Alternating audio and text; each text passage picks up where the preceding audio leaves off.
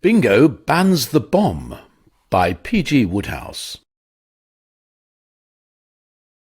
As Bingo Little left the offices of Wee Tots, the weekly journal which has done so much to mould thought in the nurseries of Great Britain, his brow was furrowed and his heart heavy. The evening was one of those fine evenings which come to London perhaps twice in the course of an English summer, but its beauty struck no answering chord in his soul. The skies were blue, but he was bluer. The sun was smiling, but he could not raise so much as a simper. When his wife and helpmeet, Rosie M. Banks, the popular novelist, had exerted her pull and secured for him the Wee Tots editorship, she had said it would be best not to haggle about salary, but to take what Henry Cuthbert Purkiss, its proprietor, offered, and he had done so, glad to have even the smallest bit of loose change to rattle in his pocket. But recently there had been unforeseen demands on his purse. Misled by a dream in which he had seen his Aunt Myrtle, relic of the late J. G. Beanstalk, dancing the twist in a bikini bathing suit outside Buckingham Palace, he had planked his month's stipend on Merry Widow for the 2:30 at Catterick Bridge, and it had come in fifth in a field of 7. This disaster had left him with a capital of 4 shillings and 3pence, so he had gone to Mr. Purkiss and asked him for a raise, and Mr. Purkiss had stared at him incredulously. "A what?" he cried, wincing as if some unfriendly tooth had bitten him in the fleshy part of the leg. "Just to show your confidence in me and encourage me to rise to new heights of achievement," said Bingo. "It would be money well spent," he pointed out, tenderly picking a piece of fluff off Mr. Purkiss's coat sleeve, "for everything helps on these occasions." No business resulted. There were, it seemed, many reasons why Mr. Purkiss found himself unable to accede to the request. He placed these one by one before his right-hand man, and an hour or so later, his daily task completed, the right-hand man went on his way feeling like a left-hand man. He told himself that he had not really hoped, for Mr. Purkiss notoriously belonged to, indeed was the perpetual president of, the slow-with-the-buck school of thought, and no one had ever found it easy to induce him to loosen up. But nevertheless the disappointment was substantial, and what put the seal on his depression was that Mrs. Bingo was not available to console him. In normal circumstances he would have hastened to her and cried on her shoulder, but she was unfortunately not among those present. She had gone with Mrs. Purkiss to attend the Founders' Day celebrations at the Brighton Seminary where they had been educated, and would not be back till tomorrow. It looked like being a bleak evening. He was in no mood for revelry, but even if he had been, he would have found small scope for it on 4 shillings and 3pence. It seemed to him that his only course was to go to the Drones for a bite of dinner, and then return to his lonely home, and so to bed. And he was passing through Trafalgar Square, en route for Dover Street, where the club was situated, when a sharp exclamation or cry at his side caused him to halt. And looking up, he saw that what had interrupted his reverie was a red-haired girl of singular beauty, who had that indefinable air of being ready to start something at the drop of a hat, which red-haired girls in these disturbed times so often have. "Oh, hello," he said, speaking with the touch of awkwardness customary in young husbands accosted by beautiful girls when their wives are away. He had no difficulty in recognizing her. Her name was Mabel Murgatroyd, and they had met during a police raid on the gambling club they were attending in the days before modern enlightened thought made these resorts legal, and had subsequently spent an agreeable half-hour together in a water-barrel in somebody's garden. He had not forgotten the incident, and it was plain that it remained green in Miss Murgatroyd's memory also, for she said, "Well, Lord Love-a-Duck, if it isn't my old roommate Bingo Little. Fancy meeting you again. How's tricks? Been in any interesting water-barrels lately?" Bingo said no, not lately. "Nor me. I don't know how it is with you, but I've sort of lost my taste for them. The zest has gone. When you've seen one, I often say you've seen them all. But there's always something to fill the long hours. I'm going in more for politics these days." "What, standing for Parliament?" "No, banning the bomb and all that." "What bomb would that be?" "The one that's going to blow us all cross-eyed unless steps are taken through the proper channels." "Ah, yes, I know the bomb you mean. No good to man or beast. That's what we feel. When I say we, I allude to certain of the younger set to whom I am one. We're protesting against it. Every now and then we march from Aldermaston, protesting like a ton of bricks. Hard on the feet, but very satisfying to the soul. And then we sit a good deal." "Sit?" "That's right. Sit where?" "Wherever we happen to be. Here, to take an instance at random." "What, in the middle of Trafalgar Square? Don't the gendarmerie object?" "Oh, you bet they do. They scoop us up in handfuls." "Is that good?" "Couldn't be better. The papers feature it next morning, and that helps the cause.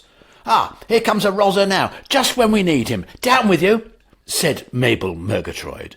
And seizing Bingo by the wrist, she drew him with her to the ground, causing 16 taxicabs, 3 omnibuses, and 11 private cars to halt in their tracks, their drivers what the helling in no uncertain terms. It was a moment fraught with discomfort for Bingo. Apart from the fact that all this was doing his trousers no good, he had the feeling he was making himself conspicuous, a thing he particularly disliked. And in this assumption he was perfectly correct. The suddenness of his descent, too, had made him bite his tongue rather painfully. But these were, after all, minor inconveniences. What was really disturbing him was the approach of the government employee to whom his companion had alluded. He was coming alongside at the rate of knots, and his aspect was intimidating to the last degree. His height Bingo estimated at about 8'7", and his mood was plainly not sunny. Nor was this a thing to occasion surprise. For weeks he had been straining the muscles of his back, lifting debutantes off London's roadways, and the routine had long since begun to afflict him with ennui. His hearty dislike of debutantes was equalled only by his distaste for their escorts. So now, without even saying, "Ho!" or "What's all this?" he attached himself to the persons of Bingo and Miss Murgatroyd, and led them from the scene. And in next to no time, Bingo found himself in one of Bosher Street's cosy prison cells, due to face the awful majesty of the law on the following morning. It was not, of course, an entirely novel experience for him. In his bachelor days he had generally found himself in custody on boat-race night, but he was now a respectable married man, and had said good-bye to all that, and it is not too much to say that he burned with shame and remorse. He was also extremely apprehensive. He knew the drill on these occasions. If you wished to escape 7 days in the jug, you had to pay a fine of £5, and he doubted very much if the MC next morning would be satisfied with 4 shillings and threepence down, and an IOU for the remainder. And what Mrs. Bingo would have to say when informed on her return that he was in stir, he did not care to contemplate. She would unquestionably explode with as loud a report as the bomb which he had been engaged in banning. It was consequently with a surge of relief that nearly caused him to swoon that on facing the magistrate at Bosher Street Court he found him to be one of those likeable magistrates who knew how to temper justice with mercy. Possibly because it was his birthday, but more probably because he was influenced by Miss Murgatroyd's radiant beauty. He contented himself with a mere reprimand, and the erring couple were allowed to depart without undergoing the extreme penalty of the law. Joy, in short, had come in the morning, precisely as the psalmist said it always did, and it surprised Bingo that his fellow lag seemed not to be elated. Her lovely face was pensive, as if there was something on her mind.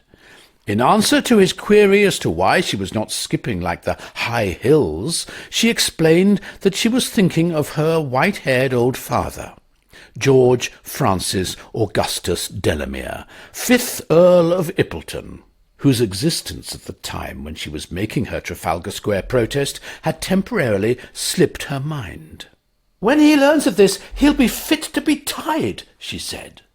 "But why should he learn of it?" "He learns of everything. It's a sort of sixth sense. Have you any loved ones who will have criticisms to make?" "Only my wife, and she's away." "You're in luck," said Mabel Murgatroyd. Bingo could not have agreed with her more wholeheartedly. He and Mrs. Bingo had always conducted their domestic life on strictly turtle-dove lines. But he was a shrewd enough student of the sex to know that you can push a turtle-dove just so far. Rosie was the sweetest girl in a world where sweet girls are rather rare, but experience had taught him that, given the right conditions, she was capable of making her presence felt as perceptibly as one of those hurricanes which become so emotional on reaching Cape Hatteras. It was agreeable to think that there was no chance of her discovering that in her absence he had been hobnobbing in the dock at Bosher Street Police Court with red-haired girls of singular beauty. It was, accordingly, with the feeling that if this was not the best of all possible worlds, it would do till another came along, that he made his way to the office of Wee Tots, and lowered his trouser-seat into the editorial chair. He had slept only fitfully on the plank bed with which the authorities had provided him, and he had had practically no breakfast. But he felt that the vicissitudes through which he had passed had made him a deeper, graver man, which is always a good thing. With a light heart, he addressed himself to the morning's correspondence, collecting material for the Uncle Joe to his Chickabiddies page, which was such a popular feature of the paper, and he was reading a communication from Tom Bootle, aged 12, about his Angora rabbit Kenneth, when the telephone rang and Mrs. Bingo's voice floated over the wire. "Bingo?" "Oh, hello, light of my life. When did you get back?" "Just now." "How did everything go?" "Quite satisfactorily." "Did Ma Purkiss make a speech?" "Yes, Mrs. Purkiss spoke." "Lots of the old college chums there, I suppose?" "Quite a number." "Must have been nice for you meeting them. No doubt you got together and swapped reminiscences of midnight feeds in the dormitory and what the games mistress said when she found Maud and Angela smoking cigars behind the gymnasium." "Quite. Bingo, have you seen the Mirror this morning?" "I've got it on my desk, but I haven't looked at it yet." "Turn to page 8, said Mrs. Bingo, and there was a click, and she rang off. Bingo did as directed, somewhat puzzled by her anxiety to have him catch up with his reading, and also by a certain oddness he had seemed to detect in her voice. Usually it was soft and melodious, easily mistaken for silver bells ringing across a sunlit meadow in springtime. But in the recent exchanges he thought he had sensed in it a metallic note, and it perplexed him. But not for long. Scarcely had his eyes rested on the page she had indicated when all was made clear to him, and the officers of wee Tots did one of those entrechats that Nijinsky used to do in the Russian ballet. It was as if the bomb Miss Murgatroyd disliked so much had been touched off beneath his swivel chair. Page 8 was mostly pictures. There was one of the Prime Minister opening a bazaar, another of a resident of Chipping Norton who had just celebrated his 100th birthday, a third of students rioting in Pernambuco or Mozambique or somewhere, but the one that interested him was the one at the foot of the page. It depicted a large policeman with a girl of singular beauty in one hand, and in the other a young man whose features, though somewhat distorted, he was immediately able to recognise. Newspaper photographs tend occasionally to be blurred, but this one was a credit to the artist behind the camera. It was captioned, "The On Mabel Murgatroyd and Friends." And he sat gazing at it with his eyes protruding in the manner popularised by snails, looking like something stuffed by a taxidermist who had learned his job from a correspondence course and had only got as far as lesson 3. He had had nasty jars before in his time, for he was one of those unfortunate young men whom fate seems to enjoy kicking in the seat of the pants, but never one so devastating as this. Eventually, life returned to the rigid limbs, and there swept over him an intense desire for a couple of quick ones. He had got, he realized, to do some very quick thinking, and he had long ago learned the lesson that nothing so stimulates the thought process as a drop of the right stuff. To grab his hat and hasten to the Drones Club was with him the work of an instant. It was not that the stuff was any righter at the Drones than at a dozen other resorts that sprang to the mind, but at these ready money had to pass from hand to hand before the pouring started, and at the Drones there was no such tedious formalities. You just signed your name.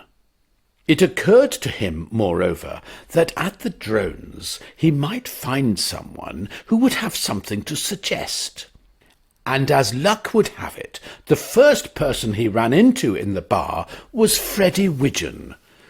Not only one of the finest minds in the club, but a man who all his adult life he had been thinking up ingenious ways of getting himself out of trouble with the other sex. He related his story, and Freddie, listening sympathetically, said he had frequently been in the same sort of jam himself. There was, he said, only one thing to do, and Bingo said that one would be ample. "I am assuming," said Freddie, "that you haven't the nerve to come the heavy he-man over the little woman?" The what?" "You know, looking her in the eye and making her wilt, shoving your chin out and saying, 'Oh, yeah, and so what?'" Bingo assured him that he was not in error. The suggested procedure was not within the range of practical politics. "I thought not," said Freddie. "I have seldom been able to function along those lines myself. It's never easy for the man of sensibility and refinement. Then what you must do is have an accident." Bingo said he did not grasp the gist, and Freddie explained. "You know the old gag about women being tough babies in the ordinary run of things, but becoming ministering angels when pain and anguish wring the brow. There's a lot in it. Arrange a meeting with Mrs. Bingo in your normal, robust state, with not even a cold in the head to help you out, and she will unquestionably reduce you to a spot of grease. But go to her all bunged up with splints and bandages, and her heart will melt. All will be forgiven and forgotten. She will cry, 'Oh, Bingo, darling,' and weep buckets." Bingo passed a thoughtful finger over his chin.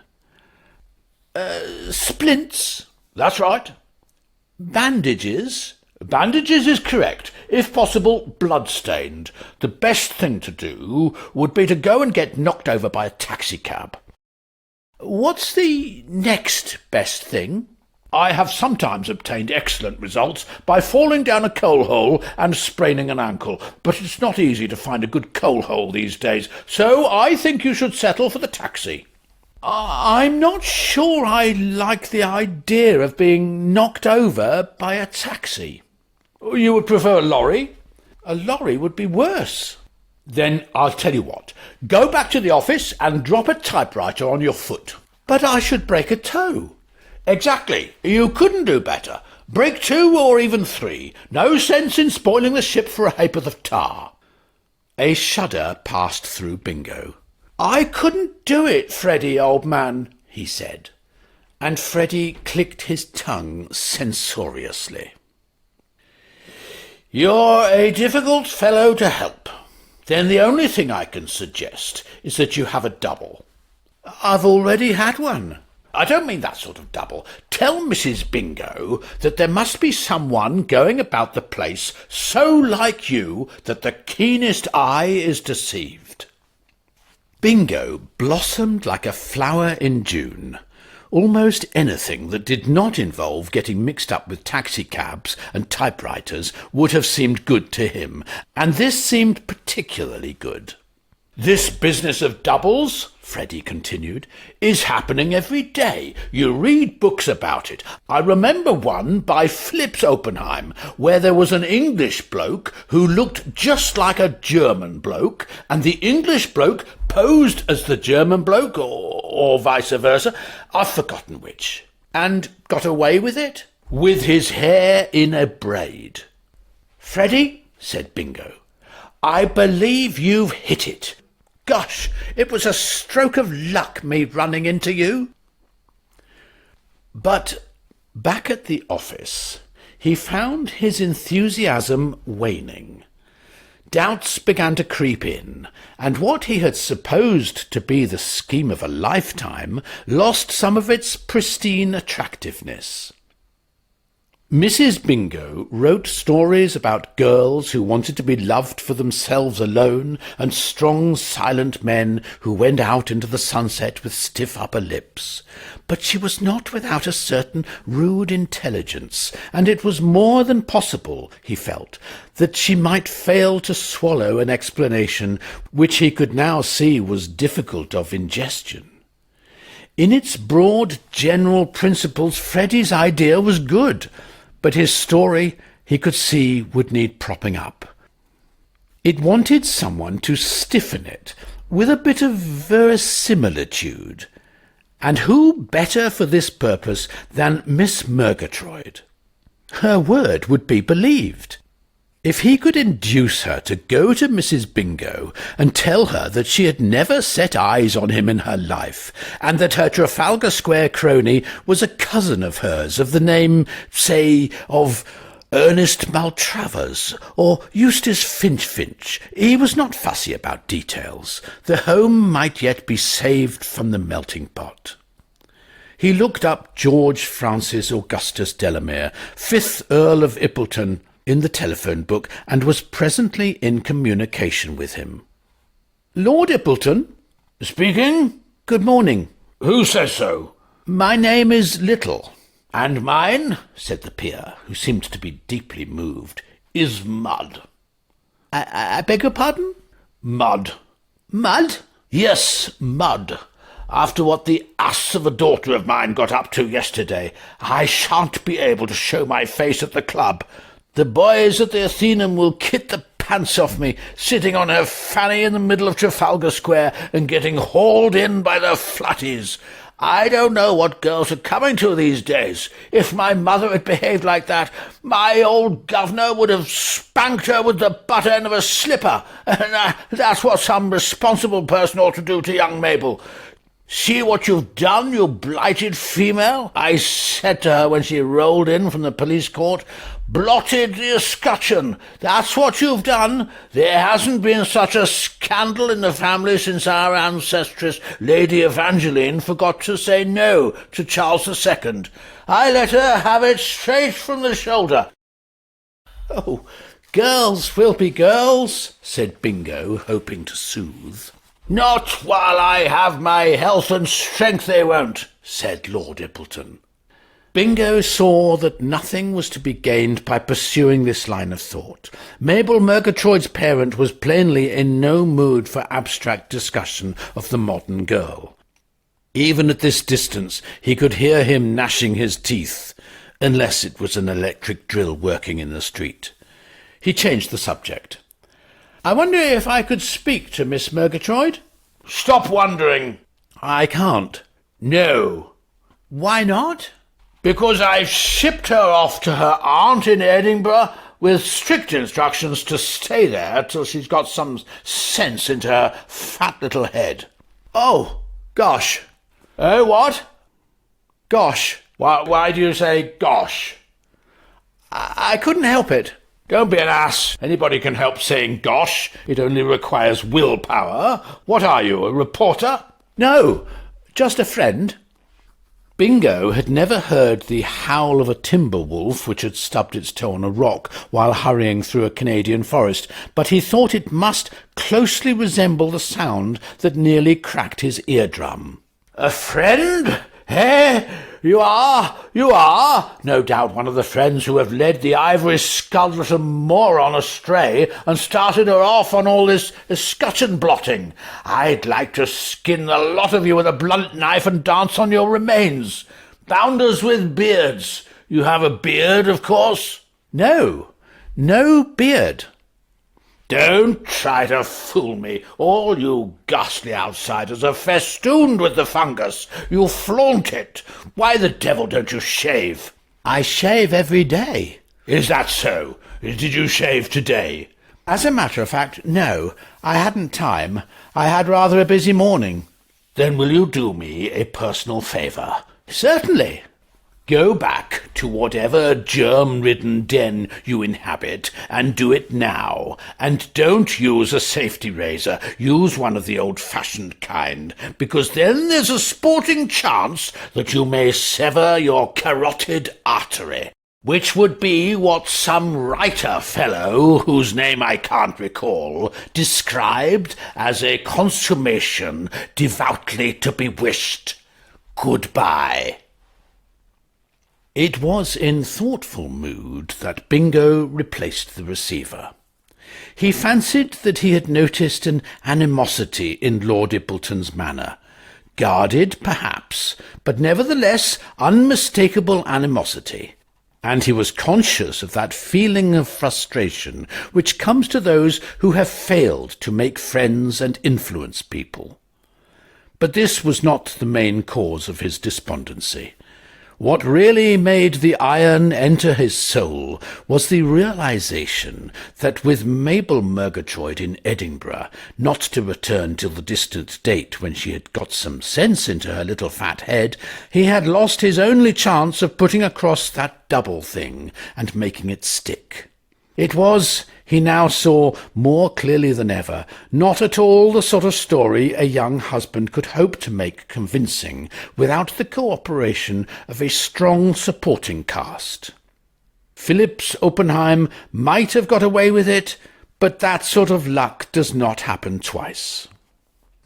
It really began to seem as if Freddie Widgeon's typewriter-on-tow sequence was his only resource, and he stood for some time eyeing the substantial machine on which he was wont to turn out wholesome reading matter for the chicks.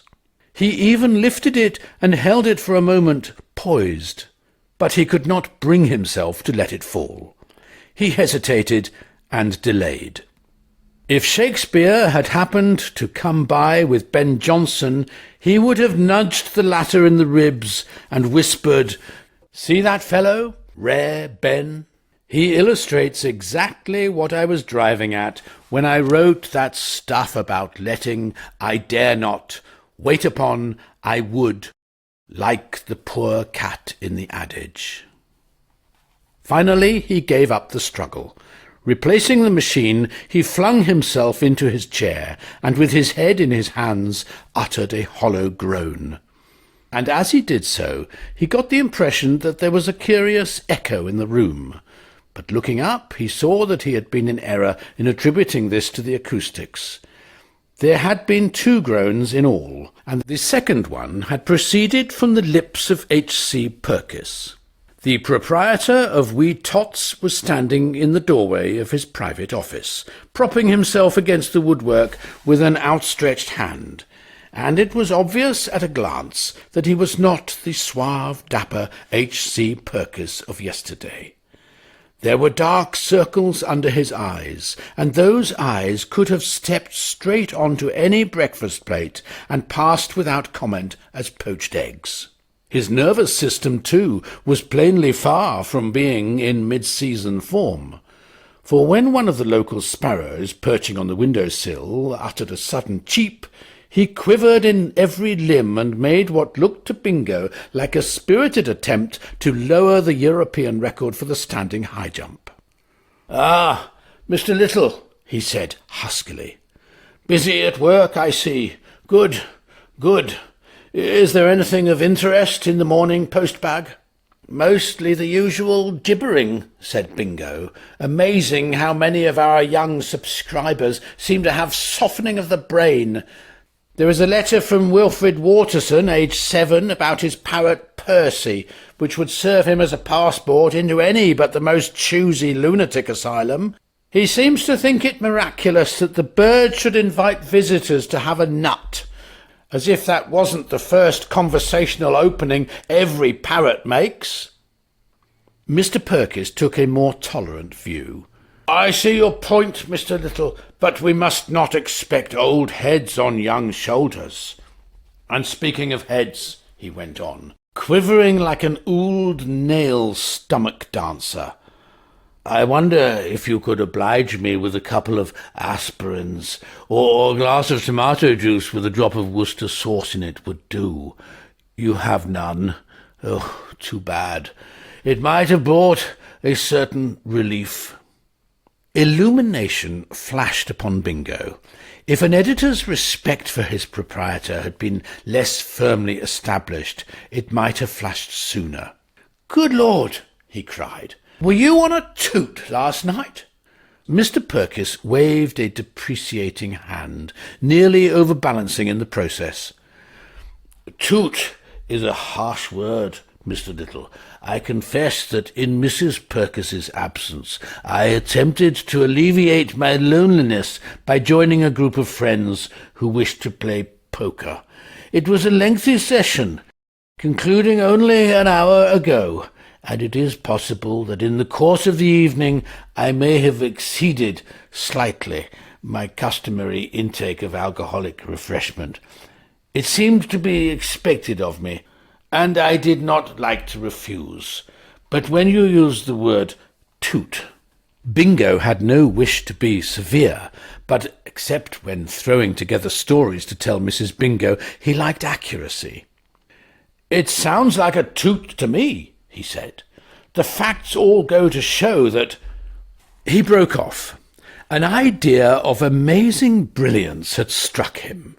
24 hours ago he would never have had the moral courage to suggest such a thing, but now that H.C. Purkiss had shown himself to be one of the boys, poker parties in the home and all that, he was convinced that he, Bingo, begged him, Purkiss, to say that he, Bingo, had been with him, Purkiss, last night. He, Purkiss, would not have the inhumanity to deny him, Bingo, a little favour which would cost him, Purkiss, nothing, and would put him, Bingo, on velvet. For Mrs. Bingo would not dream of disbelieving a statement from such a source, and he had just opened his lips to speak when Mr. Purkiss resumed his remarks. "Perhaps you are right, Mr. Little. Quite possibly toot may be the mot juste, but However we describe the episode, one thing is certain. It has placed me in a position of the gravest peril. The party is surely a nicer word, took place at the house of one of the friends I was mentioning, and I am informed by my maidservant that Mrs. Purkiss made no fewer than 5 attempts to reach me on the telephone last night. At 10:30 p.m., at 11:15 p.m., shortly after midnight, at 2 a.m., and again at 4:20 a.m., and I greatly fear— You mean you were away from home all night? Alas, Mr. Little, I was. Bingo's heart sank. He would have reeled beneath the shock had he not been seated. This was the end. This put the frosting on the cake. Impossible now to assure Mrs. Bingo that he had been with Mr. Purkiss during the hours he had spent in his Bosher Street cell. So poignant was his anguish that he uttered a piercing cry, and Mr. Purkiss rose into the air, dislodging some plaster from the ceiling with the top of his head. So, the stricken man went on, having returned to terra firma, I should be infinitely grateful to you, Mr. Little, if you would vouch for it that I was with you till an advanced hour at your home. It would indeed do no harm if you were to tell Mrs. Purkiss that we sat up so long discussing matters of office policy that you allowed me to spend the night in your spare room. Bingo drew a deep breath. It has been sufficiently established that the proprietor of Wee Tots was not, as of even date, easy on the eye, but to him he seemed a lovely spectacle. He could not have gazed on him with more appreciation if he had been the Taj Mahal by moonlight. His manner, however, was austere. A voice had seemed to whisper in his ear that this was where, if he played his cards right, he could do himself a bit of good. There was, so he had learned from a reliable source, a tide in the affairs of men which, taken at the flood, leads on to fortune. He frowned, at the same time pursing his lips. Am I to understand, Purkiss, that you are asking me to tell a deliberate falsehood? You would be doing me a great kindness. In order to speak, Bingo had been obliged to unpurse his lips, but he still frowned. I'm not sure, he said coldly, that I feel like doing you kindness. Yesterday I asked you for a raise of salary, and you curtly refused. Not curtly, surely not curtly, Mr. Little. Well, fairly curtly. Yes, I remember, but I have given the matter thought, and I am now prepared to increase your stipend by, shall we say, £10 a month? Make it 50. 50? Well, call it 40. You would not consider 30? Certainly not. Very well. You agree? I do. The telephone rang. Ah, said Bingo. That is probably my wife again. Hello? Bingo! Oh, hello, moon of my delight! What became of you when you were talking before? Why did you buzz off like a jackrabbit? I had to go and look after Mrs. Purkiss. Something wrong with her? She was distracted because Mr. Purkiss was not at home all night. Bingo laughed a jolly laugh. Of course he wasn't. He was with me. What? Certainly. We had office matters to discuss, and I took him home with me. We sat up so long that I put him up in the spare room. He spent the night there. There was a long silence at the other end of the wire. Then Mrs. Bingo spoke. But that photograph. Which photograph? Oh, you mean the one in the paper? And I think I know what's in your mind. It looked rather like me, didn't it?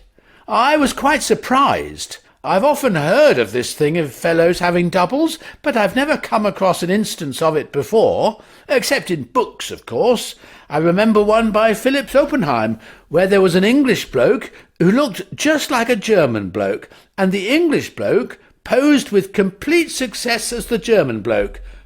Or vice versa. I've forgotten which. I believe it caused quite a bit of confusion.